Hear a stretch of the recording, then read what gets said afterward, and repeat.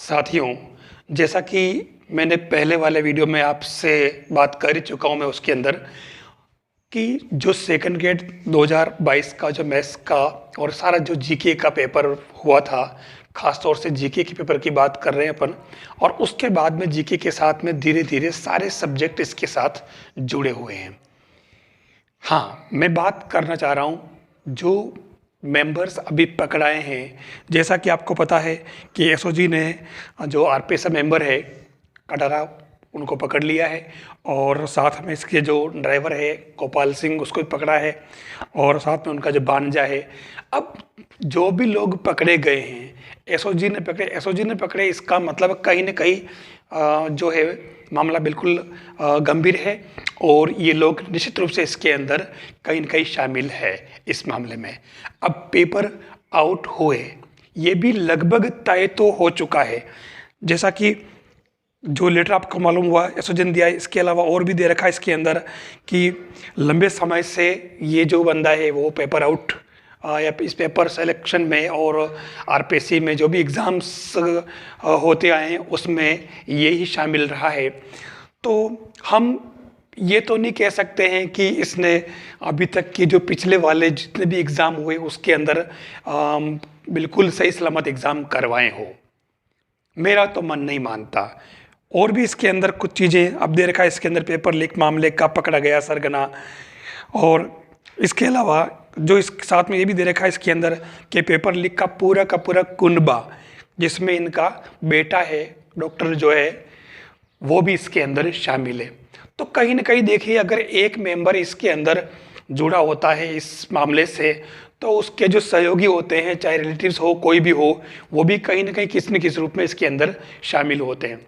ये सब चीज़ें जो हमारे सामने आई है इस पेपर लीक के संदर्भ में, हमें क्या लगता है?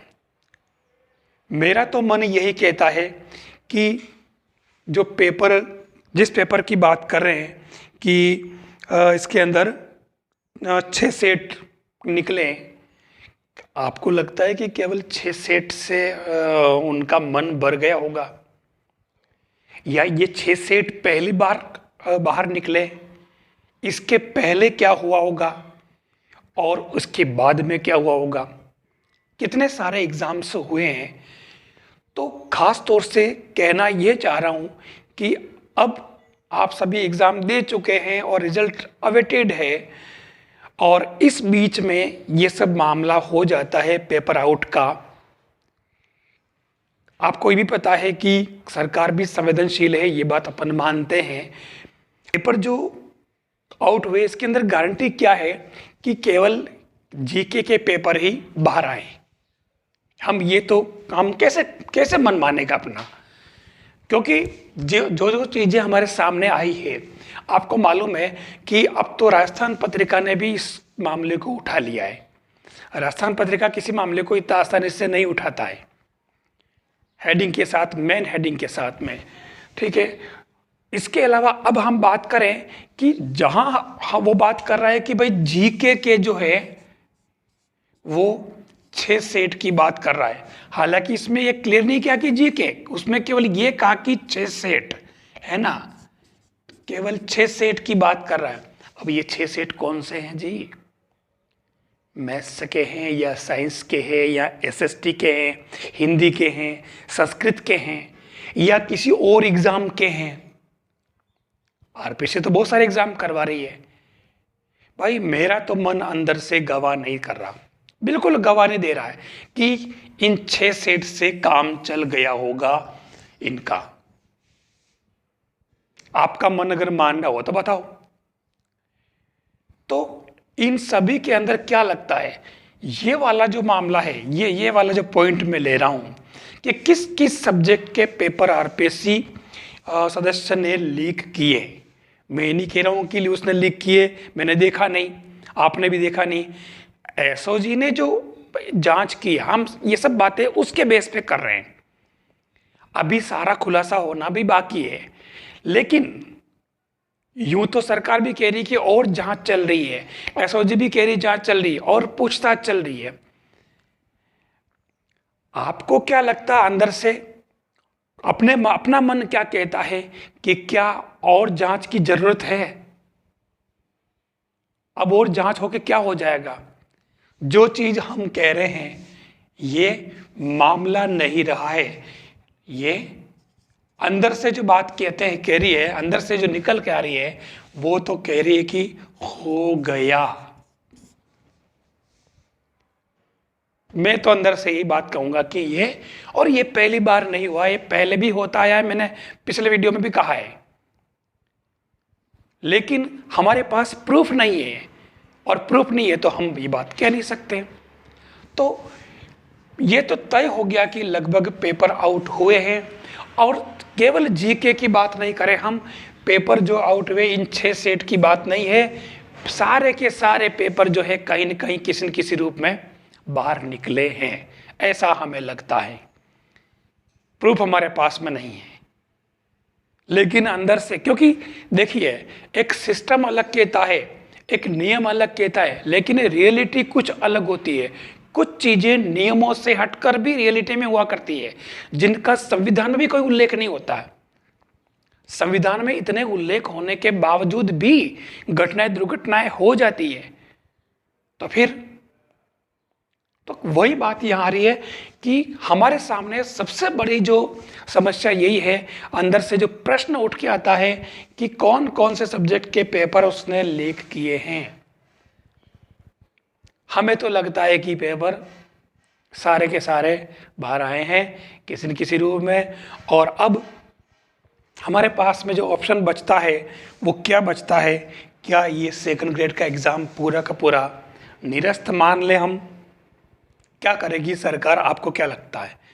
मैं जहाँ तक सोचता हूँ, हाँ मुझे मालूम है कि ये वाली बात जो है इतना आसान मामला नहीं है, ये पेपर निरस्त करना इतना आसान नहीं है, क्योंकि बहुत सारे स्टूडेंट ऐसे हैं जो पेपर भले आउट हुआ हो लेकिन उन तक नहीं पहुंचा, और उन लोगों ने तो फुल फ्लेज तैयारी की है और तैयारी करके अच्छे नंबर की स्थिति में पहुंच गए, और उनको लगता है कि उनका सिलेक्शन जो है वो पक्का है। अब मुझे बताएं कि उनके साथ क्या बीतेगी अगर पेपर निरस्त होता है।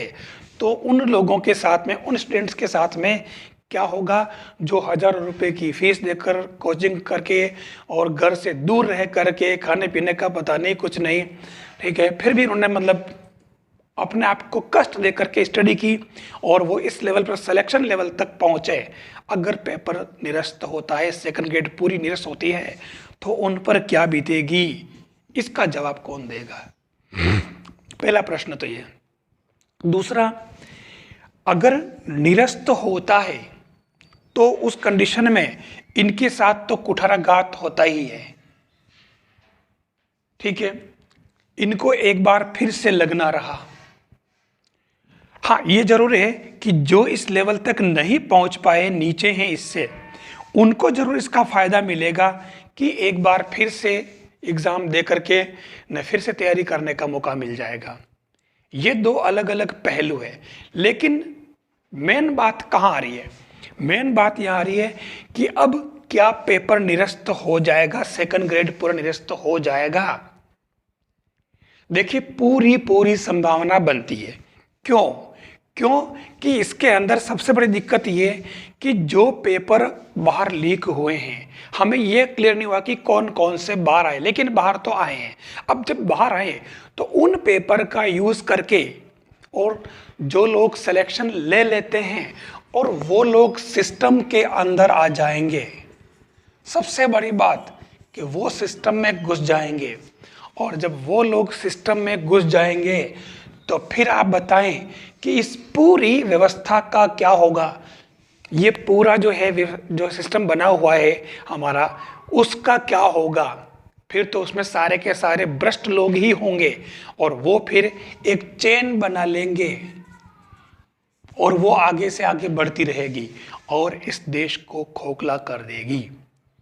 भ्रष्टाचार सबसे बड़ी प्रॉब्लम है इस देश की क्या, किसी भी देश की। तो मैं आपको बताना चाहूंगा कि कोई भी सरकार इतनी बड़ी रिस्क नहीं ले सकती कि सिस्टम में भ्रष्टाचारी आ जाए, घुस जाए। तो यहाँ ये पूरी संभावना बनती है कि ये जो आपके 2022 वाला जो पेपर जो एग्ज़ाम है, इसके निरस्त होने की पूरी संभावना बन रही है,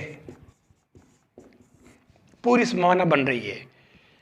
और इसलिए मेरा यही कहना है कि हमें एक बार फिर से हमारा काम हमें फिर से शुरू कर देना चाहिए। तो आपको इस पूरे वीडियो के माध्यम से मैं फाइनली आज एक ही मैसेज देना चाह रहा हूं कि हमें इस बात के लिए प्रिपेयर होना पड़ेगा, तैयार होना पड़ेगा कि ये पेपर निरस्त हो सकता है, पूरी संभावना बन रही है। और इसलिए अब हमें आगे की क्या रणनीति है वो हमें बनानी पड़ेगी। एग्ज़ाम अगर निरस्त हुआ तो फिर से एग्ज़ाम तो हो गई, और एग्ज़ाम होगा तो ऐसा कौन है जो एग्ज़ाम में फिर से शामिल नहीं होगा, सबको होना ही पड़ेगा। हाँ, इन लोगों के साथ में वास्तव में बहुत बड़ा वज्रपात होगा जो सिलेक्शन की स्थिति में पहुंच चुके हैं। मुझे भी काफ़ी दुख है। जो परिस्थितियाँ हमारे सामने है वो है, हमें इनको फेस करना होगा और एक बार हमें फिर से लगना होगा। पेपर निरस्त होने की संभावना पूरी लग रही है, हमें इसके लिए पहले से ही प्रिपेयर रहना होगा, कोई आश्चर्य करने की जरूरत नहीं। थैंक्स। टेलीग्राम पर CMPC चैनल को अभी ज्वाइन करें और पाएं महत्वपूर्ण PDF और महत्वपूर्ण सूचनाएं। वीडियो देखने के लिए धन्यवाद। अन्य वीडियो देखने के लिए चैनल को अभी सब्सक्राइब करें।